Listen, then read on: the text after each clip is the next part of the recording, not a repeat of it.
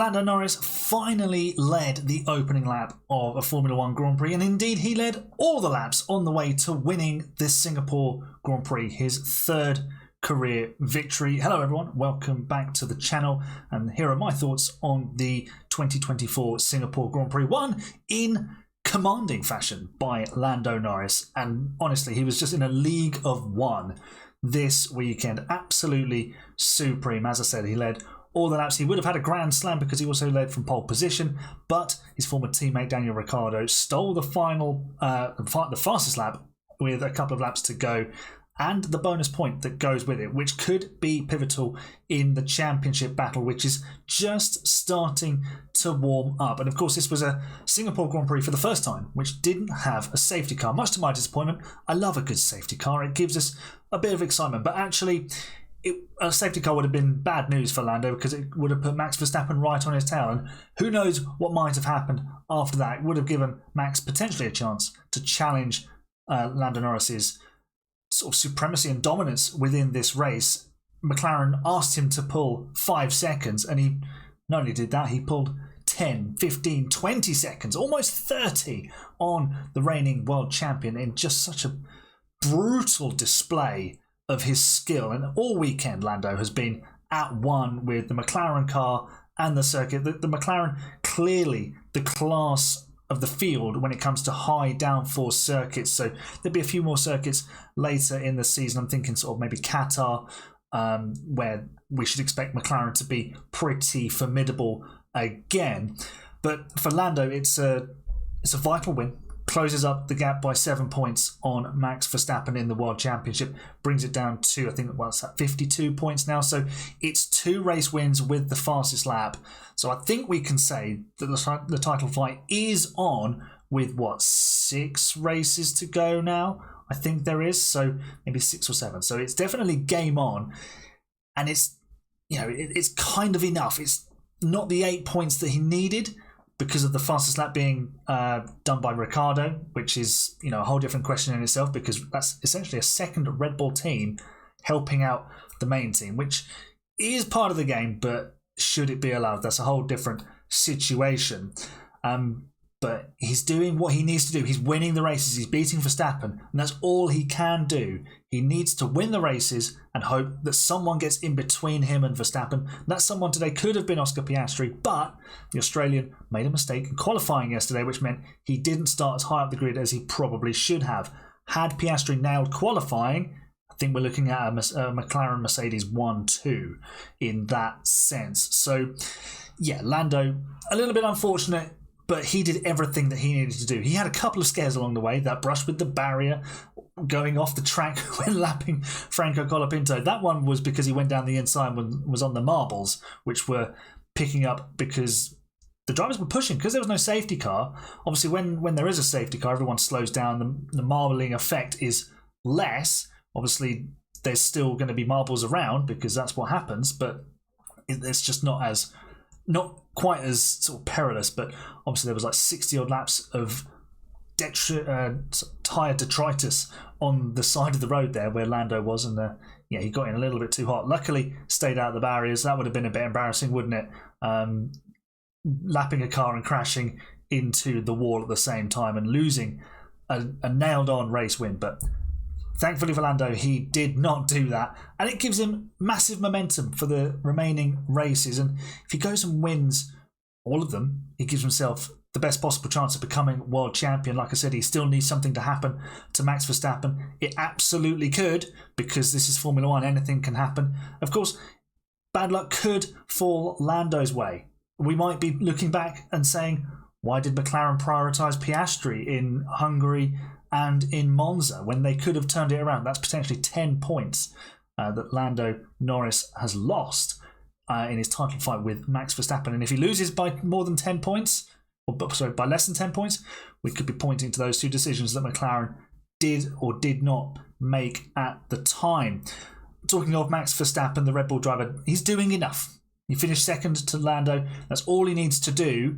Although if they sort of stay as they are, first and second in the remaining sprints and Grand Prix, they should be level on points or very, very close by the end of the season. But Verstappen doing just about enough. Red Bull gave him a car that he could sort of work with.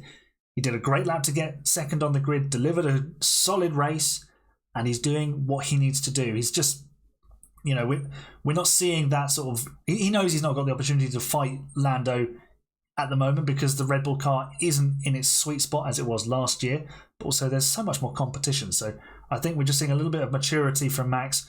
Hopefully, if there's more pressure applied, we don't see a return to the sort of wheel banging we saw in Austria. We don't want a championship decided like that, do we? We've seen it happen before, not just with Max Verstappen. We've seen it happen with other drivers in the past, and they're always great talking points 20 odd years later, but at the time they do divide opinion, and they're not particularly satisfying, whichever side you're on. But today, Max did a great job, wasn't able to catch Lando, did enough to stay in second, so collected the points that he needed on a weekend where he really could have been on the back foot. And I think on Friday, Verstappen and Red Bull fans would have been fearing the worst. It could have been 10, 15, 20 points taken out of the championship lead, and we could have been looking at a 40-point game in the championship. But it's just over 50, so Verstappen can rest slightly more comfortably this evening than he could have on Friday. Let's talk about Mercedes, because they started on the second row of the grid and managed to finish 4th and 6th. Obviously, George Russell finishing where he started, but Lewis Hamilton reversing his way out of the podium positions, which was really disappointing on the day of his 350th Grand Prix start. The soft tyre start decision really, really not one you'd think Mercedes would normally do, because the tyres, they knew that the tyres weren't great in qualifying. They were just going for track position and trying to do something from there. But as soon as you don't get track position, the strategy just falls apart and it doesn't work. And we saw that with Lewis. He had to box early, which meant he was completely on the back foot for the rest of the race. Got overcut by his teammate, and then got caught by Piastri and Leclerc after they stopped much, much later. So did Mercedes potentially throw away a podium with that? Because, if they both started on mediums, they might have been able to go with Verstappen a little bit more rather than losing all that time in the first stint. Would Russell being ahead in that first stint have made a difference? Maybe. They wouldn't have been quite so close to Piastri, but then Piastri could have just gone with them as well. We could have had a 4-car fight for second in the race, but they made that decision and it cost them, really. And I think Lewis will be pretty upset with how things have panned out. George Russell will be pleased, though. He held off Charles Leclerc and his late charge to the line to finish 4th. I think that is... I know we're kind of clutching at straws a little bit coming into the weekend about Lando having a title shot, but Charles Leclerc was a real outsider in that respect. So I think this is very much the end of his title hopes, unless Verstappen and Norris have 2 catastrophic races. Leclerc wins 3 out of the remaining, 3 out of the next 4 or something, and suddenly we've got a massive scrap on our hands. But I can't see that happening, to be honest. And all the damage for Leclerc was done yesterday, on Saturday, where ironically his teammate Carlos Sainz kind of started this. Ferrari were looking really good on Friday with Charles. Then they were looking a little bit more ropey. I think in practice 2, recovered a bit. Practice 3, quali 3 was terrible for them. Sainz in the barrier. Then everyone went out for one run at the end, and Leclerc got pinged for track limits. So he started 9th and got stuck behind Hülkenberg and Alonso in that first stint. Shout out to Nico Hülkenberg. Great drive from him this weekend. The experienced German qualifying 6th in the Haas. I mean, should we be surprised that Haas go pretty well around circuits where Ferrari tend to be pretty good? Not really, because they've got similar mechanical sort of platforms to work from, because Haas take all the parts that they're allowed to from Ferrari. Obviously, the aerodynamics are going to be a little bit different because of the way they might be developing it, the expertise, different things. But credit where credit's due. Hülkenberg did a great job. Finished P9 ahead of Sergio Perez in the Red Bull, who is very much costing Red Bull this Constructors' World Championship. McLaren extending their lead even more with their double podium. Piastri, of course, in P3. But yes, back to Charles Leclerc. He could have won this race had he started third or second. He might have even been on pole. I'm not sure he would have been able to eclipse Lando in quali, but he could have challenged him maybe in the race. He had some serious speed towards the end of the race, but he was coming from so far back, it mattered not in terms of the positions that pay out the biggest prizes.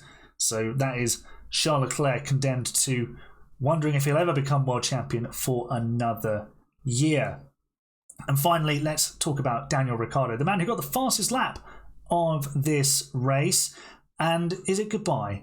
Or is it until next time for Danny Ric? Strong rumours that he's going to be dumped mid-season for Liam Lawson. I mean, it just frustrates me because what's the point of having Ricciardo in the car if you're just going to dump him for Lawson anyway?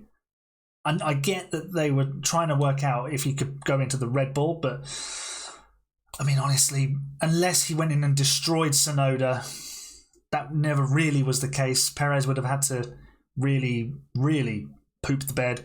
But maybe Tsunoda's even the better option anyway. But they've decided not to go with him moving forwards. They're sticking, well, for now they're sticking by Perez, and now they want to put Liam Lawson in it. Isaac Hadjar is having a great season in Formula 2.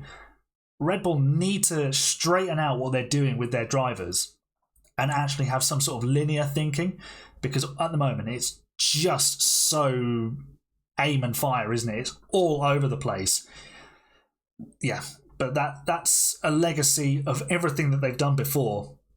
And frankly, it doesn't surprise me. But let me know in the comments if you think that Daniel Ricciardo deserves to be in Formula One for the rest of this season, or indeed if he deserves to return next season. And if it is Liam Lawson, I think it's going to be really, really good to see him back on the grid. He'd done enough to earn a seat in that little spell that he had last year, deputising for Daniel Ricciardo when he was injured.